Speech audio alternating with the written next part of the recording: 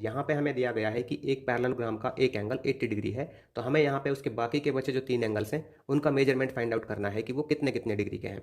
तो यहाँ पे मैंने पैरेललोग्राम ले लिया है ABCD, इसमें एंगल ए को ले लिया है 80 डिग्री, क्योंकि क्वेश्चन में हमें दिया गया है कि एक एंगल 80 डिग्री का होगा।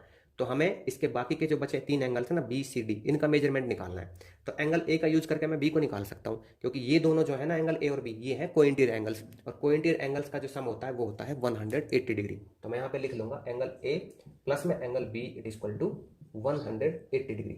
इधर मैं इसका रीजन राइट कर दूंगा क्योंकि ये है कोइंटीर एंगल्स। ठीक है, तो एंगल ए की जो वैल्यू यहाँ पे वो है 80 डिग्री। ठीक है भाई, प्लस में एंगल बी मुझे निकालना है, तो यहाँ पे 180 डिग्री इक्वल में आ जाएगा इसके, तो एंगल बी आ जाएगा 180 डिग्री में से 80 डिग्री माइनस कर देंगे, तो एंगल बी की आ जाएगी 100 डिग्री। ठीक है, एंगल बी तो मेरे पास इतना आ गया।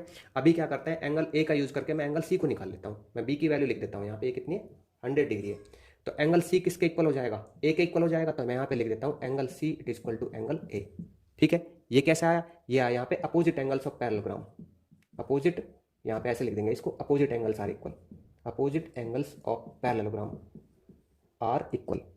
ठीक है, तो अब देखिए यहाँ पे angle C it is equal to, यहाँ पे आ जाएगा आपके पास जितना ए है, और ए कितना है, ए है यहाँ पे 80 डिग्री, तो एंगल सी की वैल्यू हमारे पास आ गई। उसी तरह से एंगल डी और एंगल बी आ जाएंगे, तो एंगल डी किसके इक्वल होगा, ये होगा एंगल बी के इक्वल। यहाँ पे भी वही रीजन लिखेंगे, opposite angles of parallelogram are equal. ठीक है, तो बी की वैल्यू कितनी है, बी की वैल्यू हमारे पास आई थी यहाँ पे 100 डिग्री, तो मैं यहाँ पे 100 डिग्री राइट कर दूंगा। तो इस तरह से मेरे पास इसके जो बाकी के बचे 3 एंगल्स हैं वो निकल आए। एंगल बी कितना 100 डिग्री, एंगल डी 100 डिग्री, और एंगल ए 80